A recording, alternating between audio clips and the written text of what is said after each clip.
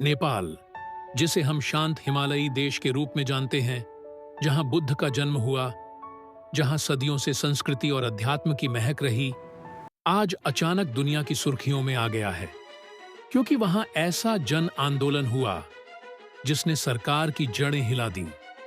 लोगों ने संसद भवन तक पर कब्जा करने की कोशिश की, पुलिस की गोलियां चलीं और प्रधानमंत्री को गद्दी छोड़नी पड़ी।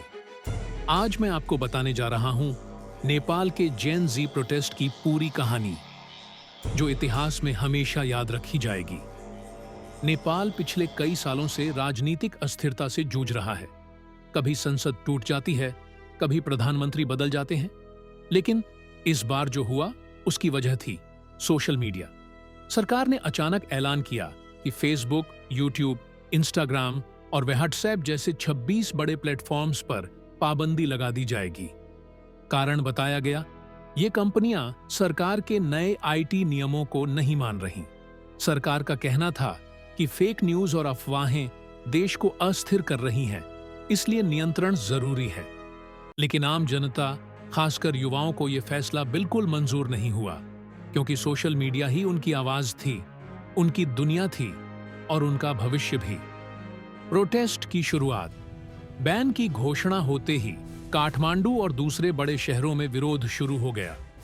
शुरुआत में ये प्रदर्शन शांतिपूर्ण थे। युवाओं ने प्लेकार्ड उठाए, नारे लगाए, स्वतंत्रता चाहिए, सोशल मीडिया हमारा अधिकार है। लेकिन जैसे जैसे सरकार ने पीछे हटने से इनकार किया, वैसे वैसे प्रदर्शन उग्र होते चले गए। सैकड़ों नहीं, हजारों युवा सड़कों पर उतर आए। भीड़ संसद भवन के बाहर पहुंच गई। पुलिस ने रोकने की कोशिश की, लेकिन गुस्साई भीड़ ने बैरिकेड तोड़ दिए। लोगों ने संसद की ओर कूच किया और वहां आगजनी भी हुई। यह दृश्य पूरे नेपाल ने कभी सोचा भी नहीं था। हिंसा और दमन, स्थिति काबू से बाहर हो गई। पुलिस ने भीड़ को तितर-बितर करने के लिए आंसू गैस छोड़ी। लाठीचार्ज हुआ, रबर की गोलियां चलाई गईं, लेकिन भीड़ पीछे हटने को तैयार नहीं थी। विरोध प्रदर्शन और तेज होते गए। इस संघर्ष में दर्जनों लोग घायल हुए। कम से कम 20 से ज्यादा लोगों की मौत हो गई। सैकड़ों लोग अस्पतालों में भर्ती हुए। काठमांडू की सड़कों पर खून और आंसुओं का मंजर था। एक ओर जनता अपनी आजादी की लड़ाई लड़ रही थी, दूसरी ओर सरकार अपनी सत्ता बचाने की कोशिश कर रही थी।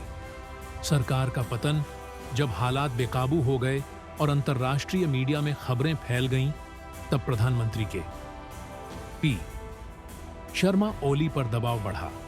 विरोध इतना बढ़ चुका था कि उनके पास गद्दी छोड़ने के अलावा कोई रास्ता नहीं बचा। आखिरकार ओली ने इस्तीफा दे दिया। लेकिन सिर्फ इतना ही नहीं हुआ, राष्ट्रपति ने संसद को ही भंग कर दिया और नए चुनावों का ऐलान किया, जो मार्च 2026 में होंगे। नई प्रधानमंत्री, नेपाल के इतिहास में पहली बार एक महिला को अंतरिम प्रधानमंत्री बनाया गया। ये थीं सुशीला कार्की। सुशीला कार्की पहले नेपाल की सुप्रीम कोर्ट की चीफ जस्टिस रह चुकी थीं और अब उन्हें देश को स्थिर करने और नए चुनाव तक नेतृत्व देने की जिम्मेदारी मिली। ये एक ऐतिहासिक पल था, क्योंकि नेपाल की राजनीति में महिलाओं को हमेशा पीछे रखा गया था, लेकिन अब पहली बार महिला प्रधानमंत्री बनी। जनता की ताकत, नेपाल की इस घटना ने दुनिया को एक बार फिर याद दिलाया कि असली ताकत जनता, जीन जी यानी नई पीढ़ी ने दिखा दिया कि वे सिर्फ इंटरनेट की दुनिया में नहीं जीते, बल्कि सड़कों पर उतरकर भी अपनी आजादी की लड़ाई लड़ सकते हैं। नेपाल का ये आंदोलन इतिहास में दर्ज हो गया है, लेकिन सवाल अभी भी बाकी है।